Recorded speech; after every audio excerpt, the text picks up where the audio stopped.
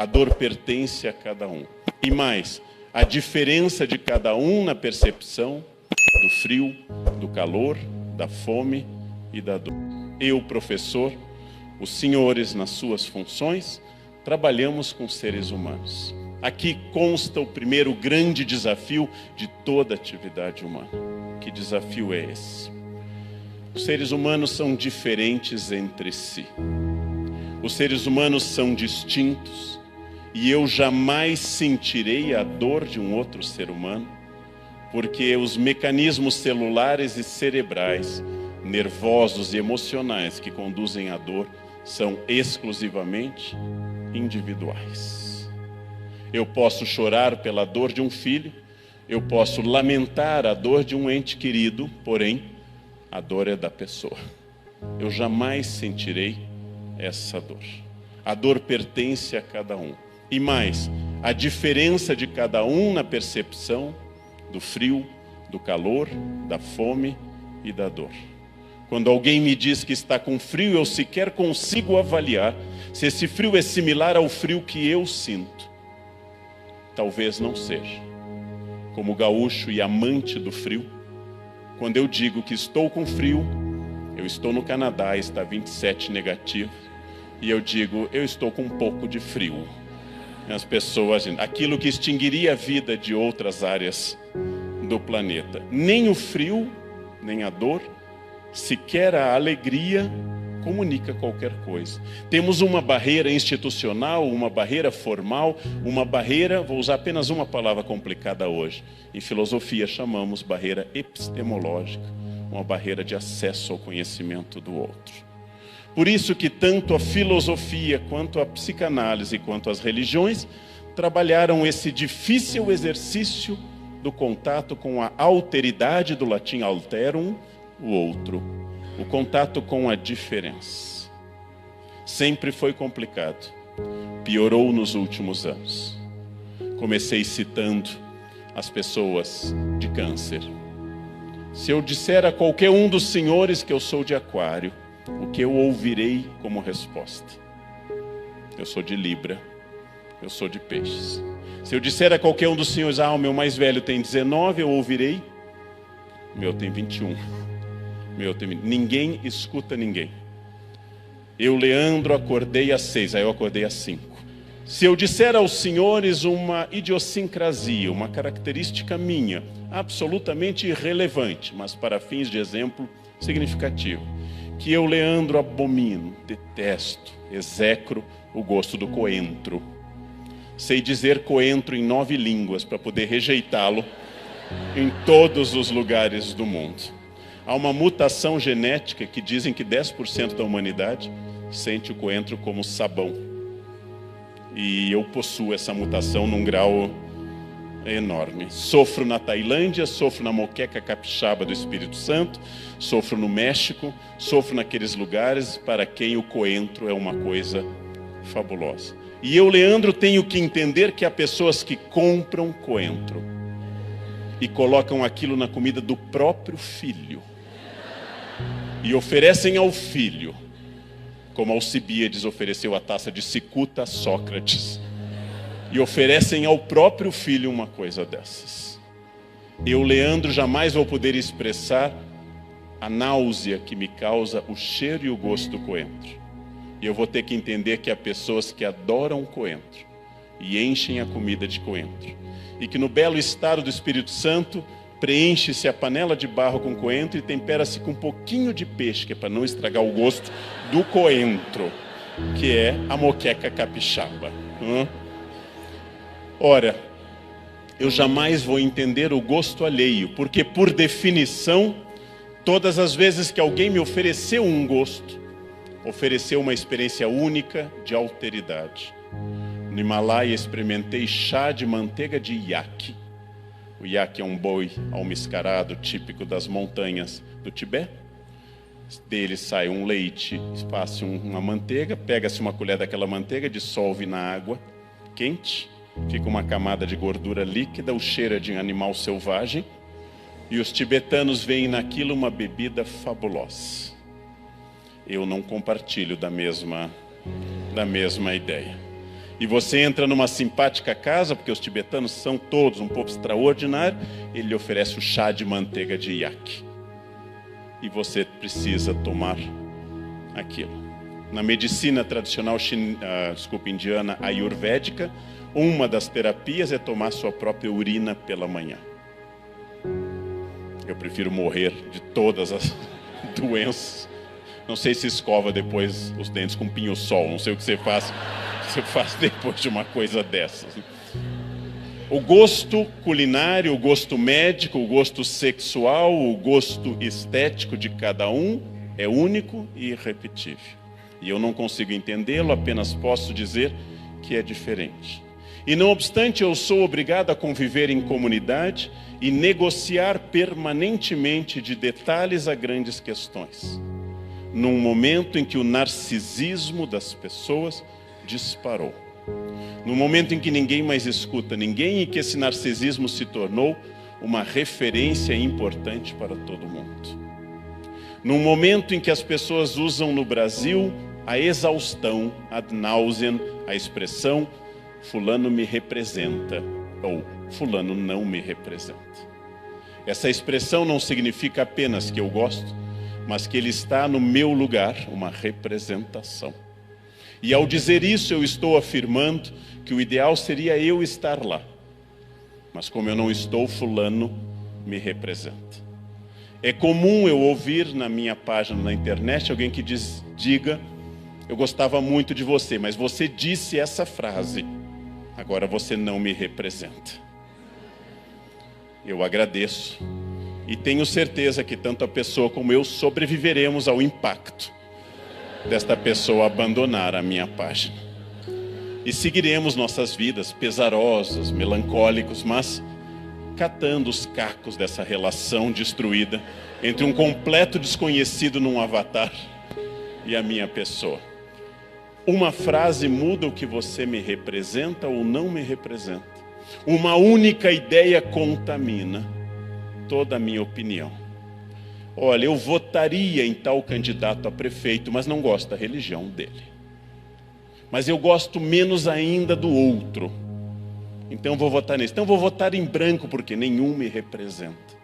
O problema não é o debate político, inclusive o uso político, e é absolutamente lícito do voto nulo ou do voto em branco. Resposta, inclusive, à nossa idiotice de manter o voto obrigatório. O que eu digo para os outros é que ele tem que ser igual a mim. E isso traduz muito do que eu sou. Isso traduz muito dos meus valores. Não tem como eu sentir de fato ao outro. E é por isso que desde a Grécia, passando pelas religiões monoteístas, em particular o cristianismo, que domina no Brasil e na Europa Ocidental, por enquanto, por isso que nessas religiões monoteístas se trabalha muito o conceito desse pathos, desse sentimento, que eu posso ser antipático. Eu sou contrário à sua identidade, ao seu sentimento. Eu posso ser junto, simpático. E eu posso ser inclinado a, num sentido de inclinação, de empático. A empatia não é a garantia que eu vá sentir o que você sente. Quando o dentista me diz, vai doer um pouco, eu peço para ele definir esse advérbio. O que é um pouco? Quer dizer, estamos comparando com Auschwitz ou com uma creche normal, onde é o limite do doer um pouco. Bem, quando eu digo que dói ou não dói, eu tenho que estabelecer comparações. Dói comparado com um cálculo renal, considerado uma das dores mais atrozes. Dói comparado com um parto. Dói comparado com uma dor de cabeça latente. O que dói de fato? Eu tenho que ter uma empatia com qualquer ser humano, especialmente os senhores e eu que trabalhamos com seres humanos, porque a empatia é a condição de que mesmo que exista essa barreira epistemológica já referida, eu consiga estabelecer um mínimo de comunicação que garanta que a minha ação seja efetiva. Os romanos diziam: atraem-se mais moscas com mel do que com vinagre. A primeira função na nossa cultura é estabelecer a empatia através do olhar franco, nos últimos anos através de um sorriso, eventualmente de um aperto de mão. No Brasil, nós tocamos mais do que na Europa. É um misto da nossa herança portuguesa, indígena e africana, que nos torna mais afetivos do que, por exemplo, norte-americanos e alemães. Brasileiros, com frequência, conversam com os outros, tirando coisa do ombro, catando fios, não no meu caso, mas catando fios de cabelo dos outros, espanando caspa dos ombros e assim por diante. Nós, brasileiros, tocamos muito. Isso, inclusive, causa uma interpretação problemática, às vezes, no exterior. É comum, em outros lugares da Europa, onde eu morei, ou nos Estados Unidos, haver um afastamento maior. Numa grande obra não revista pelo Eça de Queiroz, infelizmente ele morreu sem rever, mas é uma obra extraordinária, talvez a mais conservadora, mais impactante, que é As Cidades e as Serras, quando finalmente o trem trazendo o príncipe Jacinto, o Jacinto de volta às suas serras em Portugal, e eles entram em território português, o homem da estação diz, fazendo um favorzinho, e nesse diminutivo ele reconhece ter entrado de novo na sua terra. Nós, brasileiros, herdamos essa característica do diminutivo. Ela contém muitas coisas da nossa cultura. Por exemplo, espera um pouquinho, pode ser qualquer momento entre agora e a segunda vinda de Jesus. Isso é espera um pouquinho. Essa é uma característica nossa. Eu já fiz uma reflexão baseada num linguista, o Richard Morse. Eu já apliquei prova no Brasil inteiro. E no Brasil inteiro, terminado o tempo da prova, eu digo às pessoas, entreguem. E todos os alunos brasileiros, sem exceção, dizem a mesma coisa que os senhores sabem no nosso inconsciente coletivo. Só mais um pouquinho. Significa, eu não entregarei. Porém, ao dizer só mais um minutinho, só mais um pouquinho, eu estou negociando através do diminutivo, com simpatia e com sorriso. Um alemão, etnia do qual vêm meus antepassados, entregaria. Um francês organizaria um sindicato, dizendo que o tempo dado para a prova é insuficiente e que a pessoa precisa rever as questões. Um alemão entregaria, um norte-americano provavelmente entregaria. Nós não entregamos, porém não enfrentamos a autoridade. Espera um pouquinho significa, eu vou continuar fazendo a prova. Porém, eu não vou dizer a frase do enfrentamento. Vem pegar se você for homem. Eu não vou dizer a frase do enfrentamento, porque há a hipótese do professor ser homem e vir pegar. Nesse caso, espera um minutinho, é uma negociação, que a gente usa sorrindo. Você estacionou em cima da faixa de segurança, é só um pouquinho. Você está atrasado, eu estou um pouquinho atrasado. O diminutivo é a nossa negociação e nossa afetividade, que num sentido amplo, em 1936, Sérgio Buarque de Holanda chamou de homem cordial. O brasileiro funciona pelo coração, cor, cordis. Ele funciona impulsivamente. Homem cordial não quer dizer homem simpático. Homem cordial quer dizer homem que funciona, inclusive, ao matar no trânsito, de forma intempestiva, de forma até agressiva, mas passional. Isso é o homem cordial do Sérgio Buarque de Holanda, que escreveu o segundo livro, após Casagrande e Senzala, de 33, que define um pouco da estrutura de quem havia a ser o brasileiro. Nós negociamos a todo instante, nós trabalhamos com a gestualidade do corpo, e uma característica nossa clássica é separar o significante, o significado, a fala e a coisa em si.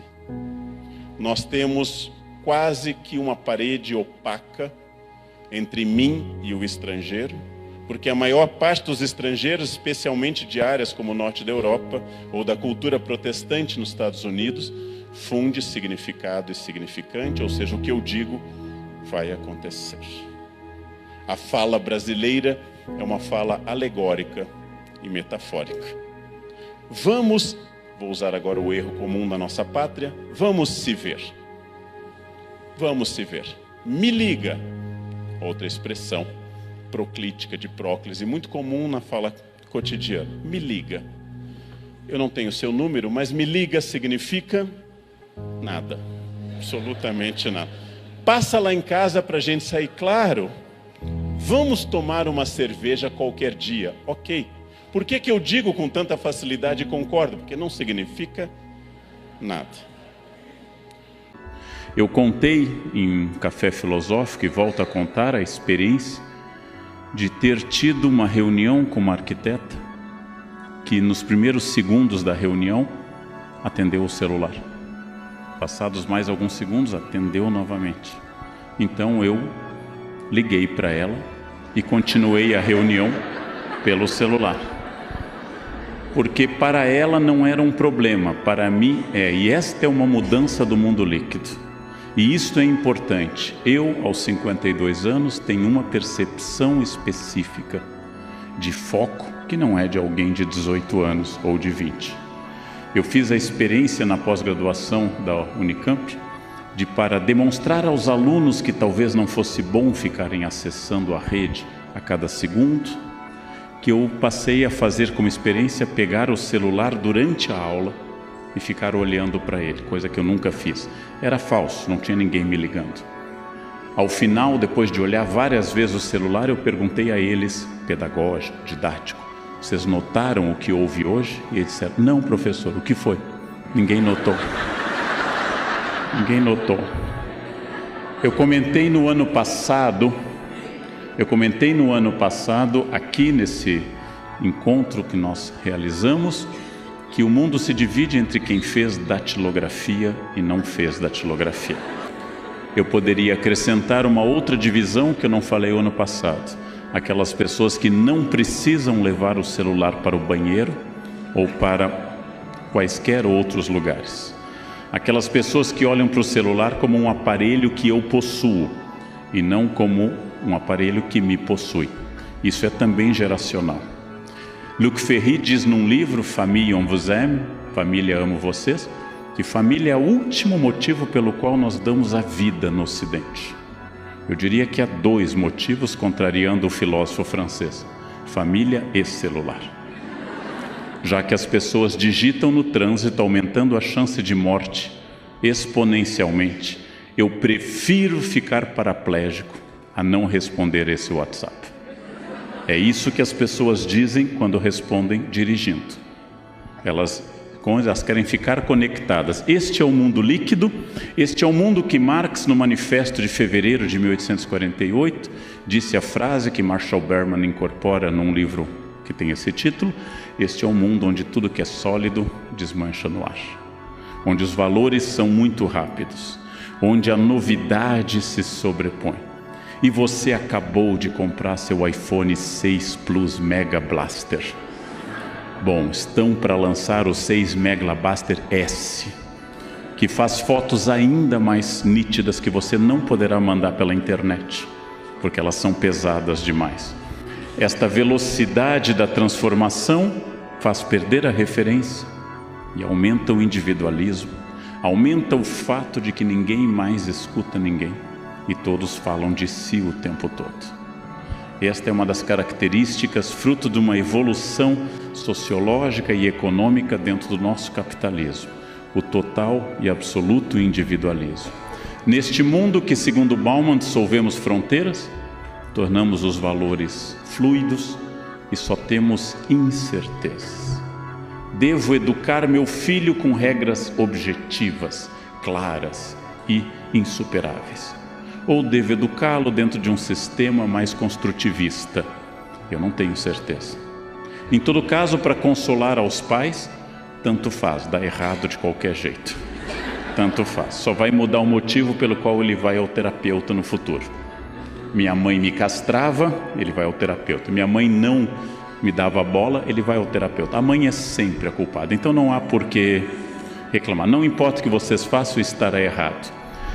Ainda nos trechos de Bauman, especialmente no livro talvez mais leve que ele escreveu, 44 Cartas do Mundo Líquido, ele tem uma das cartas, originalmente artigos de jornal, que ele fala que o elemento que torna o nosso mundo redimido é o consumo. E como essa referência se acelerou, nós confundimos o fim de um mundo com o fim do mundo. Quanto mais eu envelheço, menos eu tenho links com o mundo atual. Se eu não sei a diferença de um cabo USB para HDMI, eu comecei a morrer. Quem aqui não sabe essa diferença, corra para fazer um plano para um jazigo, porque se aproxima o fim. Se aproxima o fim. Alguém me diz, você mandou o texto em PDF e eu não sei desconverter do PDF? Jazigo imediatamente, porque meu mundo começou a perder liquidez. Tentem imaginar como uma das características deste nosso mundo líquido, quase irritante, a felicidade obrigatória. Ninguém mais pode ser triste, tanto que a tristeza é medicalizada. Eu escuto as pessoas falando, ele está muito deprimido desde a morte da mãe. Bom, é normal, não precisa tomar remédio, chamamos a isso luto. Uma parte de mim foi arrancada, eu estou triste, chamamos a isso luto pela morte. Mas para ser contratado por um RH eu tenho que ser feliz. E o único defeito que vocês sabem que o RH aceita é perfeccionismo. Já que na entrevista todo mundo diz, diga um defeito, perfeccionismo. Não, mas um defeito de verdade, não consigo me atrasar. Eu quero, não, mas um defeito mesmo, eu ponho a empresa acima da família, eu não consigo, ninguém bebe, ninguém cai, não tem nada disso. A felicidade é obrigatória e vocês sabem, eu já disse isso várias vezes em público, somos dominados na nossa comunicação pelo símbolo do potássio, kkkk. A todo instante, toda e qualquer informação, de tal forma que os valores estão visivelmente líquidos. Os valores estão mudando. É um pouco assustador, porque eu corrijo, por exemplo, o conceito de um aluno sobre a iluminação em Kant, um conceito clássico de Kant sobre iluminismo, sobre a iluminação, e um aluno me diz, não, professor, essa é minha maneira de falar do conceito. Todos os conceitos pertencem ao indivíduo, não são mais frutos de qualquer autoridade. E aí vem o centro do que nós vamos ter que pensar. O conceito atingido brutalmente pela liquidez contemporânea é o conceito clássico de ética. Nós estamos num momento muito bom para discutir ética. Eu sou uma pessoa estruturalmente otimista. Nós podemos falar de uma grande ética pensada por pessoas como Aristóteles, que fala de valores de convívio, e podemos falar de uma pequena ética surgida nas cortes europeias, que também é chamada de etiqueta. A alma da etiqueta é uma coisa muito simpática, é a discussão do espaço do outro, a mesa, no elevador e na rua. A etiqueta é uma coisa muito simpática e está fazendo falta. Ela diz respeito a dizer com licença, por favor, obrigado, e não avançar com a sua mochila no metrô como uma divisão Panzer alemã invadindo a Polônia. A etiqueta é muito simpática, ela não tem nada a ver com a frescura de talheres à mesa. Isso é uma invenção da burguesia decadente do século XX. A etiqueta surgiu como um espaço para dizer quem é educado e quem não é. Mas nós falaremos hoje da grande ética racional, já que a ética moral, aquilo que nós chamamos propriamente de moral, não diz respeito à filosofia, mas a um comportamento de base religiosa. Os dois são fundamentais na aventura humana. As freiras do meu colégio que colocaram no banheiro a frase Deus te vê, tinham em meta reprimir comportamentos individuais ou coletivos naquele espaço. E com isso criar o sentimento de culpa. Nós não trabalharemos este caminho. Os mandamentos, não matar, 5º mandamento, honrar pai e mãe, 4º mandamento para os cristãos, 5º para os judeus, não pecar contra a castidade, são mandamentos que fazem parte da aventura da experiência humana, mas não são racionais. Eles são revelação divina sobre a humanidade. Nós falaremos de uma coisa mais prática do ponto de vista filosófico. Poderia começar a ética nos pré-socráticos, mas Aristóteles escreveu um livro de fácil acesso para todo mundo, que se chama Ética Nicômaco. É um livro que ele fez com regras em que ele, entre outras coisas, nos diz que a virtude ética é adquirida, ou seja, ao contrário de Platão, Aristóteles acredita na educação para o certo e para o errado. E eu vou defender no início isso como o primeiro princípio ético dessa palestra. Nenhuma criança nasce com princípios morais. Toda criança é amoral por natureza. Com isso eu tomo uma opção filosófica. Há pessoas que têm outras ideias. Nenhuma criança, ao urinar ou defecar, pergunta aos pais: será o momento adequado, mamãe, que eu defeque agora?